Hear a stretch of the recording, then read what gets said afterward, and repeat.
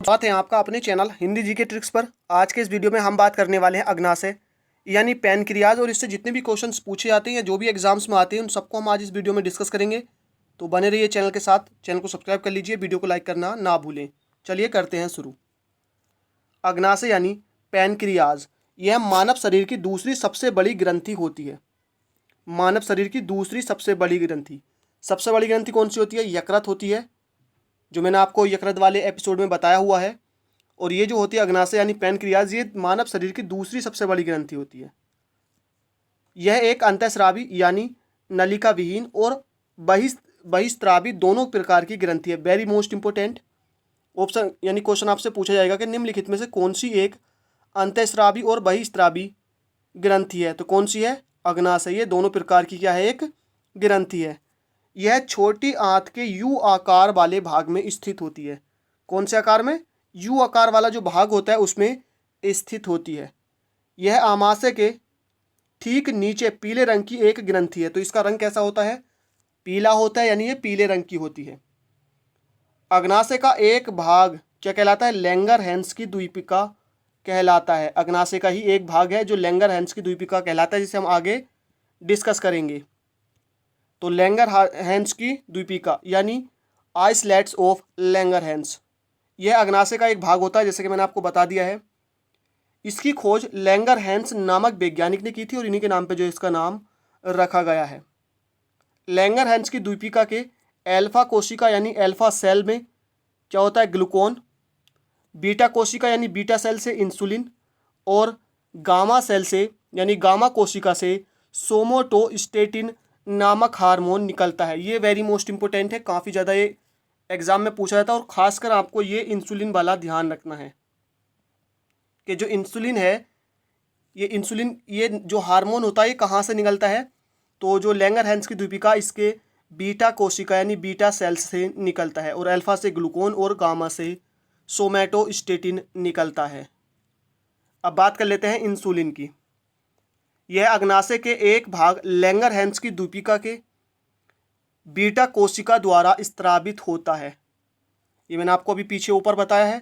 इसकी जो खोज की थी, ये फ्रेडरिक बेटिंग और चार्ल्स बेस्ट ने 1921 में की थी। यानी फ्रेडरिक बेटिंग और चार्ल्स बेस्ट ने 1921 में। 1922 में पहली बार लियोनार्ड थॉमसन को कनाडा में इंसुलिन का इंजेक्शन दिया गया था। 1922 में पहली बार दिया गया था। किसे? लियोनार्ड थॉमसन को। कहाँ पर? कनाडा में। यह ग्लूकोज से ग्लाइकोजन बनाने की प्रक्रिया को यानी क्रिया को नियंत्रित करता है। यानी ग्लूकोज से ग्लाइकोजन बनाने की क्रिया को कौन नियंत्रित करता है? इंसुलिन करता है। नेक्स्ट है, इंसुलिन के अल्प स्त्रावण से मधुमेह यानी डायबिटीज नामक रोग हो जाता है। यानी जब इसका स्त्रावण होने लगता है, अल्प यानी कम मात्रा में, तो मधुमेह, जिसे डायबिटीज, जिसे शुगर भी कहते हैं, ये रोग हो जाता है। रुधिर में ग्लूकोज की मात्रा बढ़ना ही मधुमेह कहलाता है। यानी खून में ग्लूकोज की मात्रा बढ़ना क्या कहलाता है? मधुमेह कहलाता है साधारण भाषा में।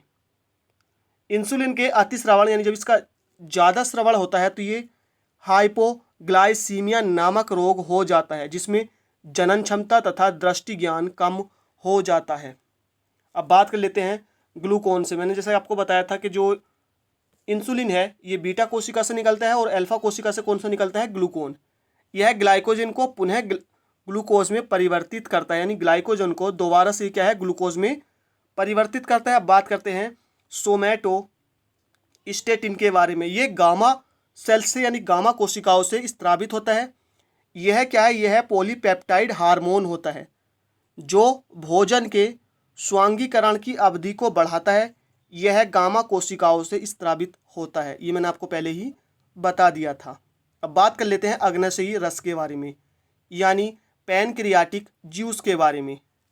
यह अग्नाशयी कोशिकाओं से स्त्रावित होता है। इसमें 98% जल और शेष भाग यानी शेष 2% में क्या है? लवण और एंजाइम होते हैं। नेक्स्ट टॉपिक काफ़ी इंपोर्टेंट है। यह क्या है? एक क्षारीय द्रव्य जिसका पीएच मान 5.5 से 8.3 होता है। तो देखिए, अग्नाशयी रस जो है यानी पैनक्रियाटिक जूस क्या होता है? क्षारीय द्रव्य होता है। और क्षार क्या होते हैं? जिनका पीएच 7 से अधिक होता है। 7 से कम वाले तो अम्ल होते हैं, और जिनका पूरा पूरा 7 होता है वो उदासीन होते हैं। इसमें तीनों प्रकार के मुख्य भोज्य पदार्थ यानी कार्बोहाइड्रेट, वसा और प्रोटीन को पचाने के लिए एंजाइम होते हैं। इसे पूर्ण पाचक रस भी कहा जाता है, यानी पूर्ण पाचक रस इसको कहा जाता है। कार्बोहाइड्रेट, वसा और प्रोटीन तीनों को ये पचा सकता है।